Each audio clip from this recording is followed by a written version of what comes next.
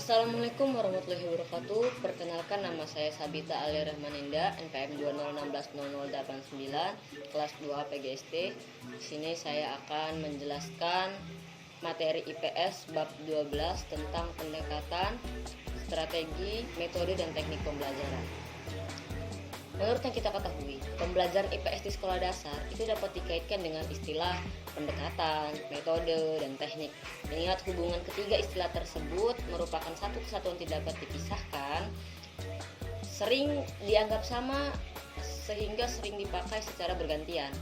Padahal tiap istilah tersebut itu memiliki makna tertentu yang membedakan antara yang satu dengan yang lainnya. Berikut penjelasan tentang pendekatan, strategi, metode, dan teknik pembelajaran. A adalah konsep pendekatan, strategi, metode, dan teknik pembelajaran. Pendekatan itu merupakan asumsi-asumsi yang berkaitan dengan sifat belajar dan mengajar. Nah, kalau strategi itu kegiatan guru untuk memikirkan dan mengupayakan konsistensi pembentukan sistem pembelajaran. Jadi ada strategi-strategi yang dibentuk oleh guru supaya pembelajaran itu konsisten. Metode itu seperangkat rencana yang menyeluruh tentang pembelajaran dalam pengajaran materi berdasarkan pendekatan yang dipilih. Di atas sudah kita bahas, pendekatan itu merupakan asumsi-asumsi yang berkaitan dengan sifat belajar dan mengajar. Metode ini adalah perangkat rencana berdasarkan pendekatan yang dipilih. Jadi pembelajaran tersebut bisa berjalan dengan baik. Kemudian ada teknik. Teknik itu merupakan kegiatan-kegiatan khusus yang diwujudkan di dalam kelas yang konsisten. Lanjut tentang macam-macam pendekatan. Pendekatan pembelajaran di SDMI itu memiliki banyak macamnya. Kali ini saya akan membahas tentang macam-macam pendekatan pembelajaran IPS di sekolah dasar. Yang A itu ada pendekatan lingkungan. Pendekatan ini bisa diawali dari lingkungan sekitar siswa. Pendekatan ini membelajarkan siswa untuk bermasyarakat, memperhatikan lingkungan sebagai topik kajian. Yang B ada pendekatan konsep. Pendekatan konsep ini menekankan bahwa pemahaman konsep sangat mempengaruhi perilaku siswa. Dan konsep ini juga merupakan generasi yang membantu mengklasifikasikan dan mengorganisasikan pengetahuan. Yang C itu ada pendekatan inquiry. Di pendekatan ini merupakan suatu pendekatan pembelajaran yang menuntut siswa untuk mencari dan menemukan sesuatu yang baru, menemukan sendiri, mencari sendiri pengetahuan-pengetahuan yang baru. Kemudian ada pendekatan keterampilan. Jadi pendekatan ini adalah proses yang tujuannya untuk menumbuhkan keterampilan yang berkaitan dengan suatu proses tertentu. Nah, jadi pendekatan ini supaya menimbulkan keterampilan-keterampilan yang digunakan, yang diperlukan oleh siswa tersebut.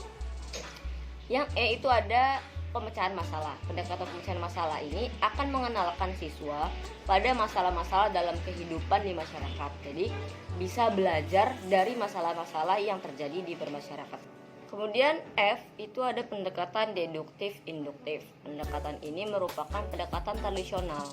Misalnya pendekatan ini merupakan pendekatan yang dimana guru itu lebih aktif daripada siswa, dan metode yang digunakan itu adalah metode yang monoton dan sudah biasa dilakukan. Yang G ada pendekatan nilai. Pendekatan nilai ini dibuat dalam rangka menumbuhkan sikap dan toleransi siswa dalam berperilaku di masyarakat. Kemudian ada pendekatan komunikatif. Pendekatan komunikatif ini mengutamakan efektivitas komunikasi antara siswa dan juga guru. Yang I ada pendekatan kesejarahan. Pendekatan ini mengungkapkan peristiwa masa lalu yang dapat digunakan sebagai contoh untuk siswa sehingga dapat mengambil makna dan hikmahnya. Jadi guru itu menjelaskan, mengungkapkan peristiwa-peristiwa yang sudah lalu, yang pengalaman-pengalaman lalu, agar siswanya bisa mengambil contoh dari cerita tersebut. Kemudian J itu ada pendekatan tematik. Pendekatan tematik ini dikembangkan untuk memberikan wawasan kepada siswa secara komprehensif terhadap tema yang ditampilkan. Selanjutnya ada pendekatan kontekstual. Pendekatan ini merupakan pembelajaran yang intinya membantu guru untuk mengaitkan materi pelajaran dengan kehidupan nyata dan memotivasi siswa mengaitkan pelajaran tersebut di kehidupan mereka. Kemudian ada L, pendekatan berbasis proyek. Jadi proses belajarnya berbasis proyek itu siswa memecahkan suatu permasalahan menggunakan prosedur yang membutuhkan kemandirian dan kerjasama tim. Dan ada pendekatan quantum teaching. Pendekatan ini siswa ditempatkan pada objek pembelajaran dalam suasana pengelolaan kelas yang atraktif dan komunikatif, sehingga proses belajar lebih menantang, menyenangkan, dan juga lebih motivasi.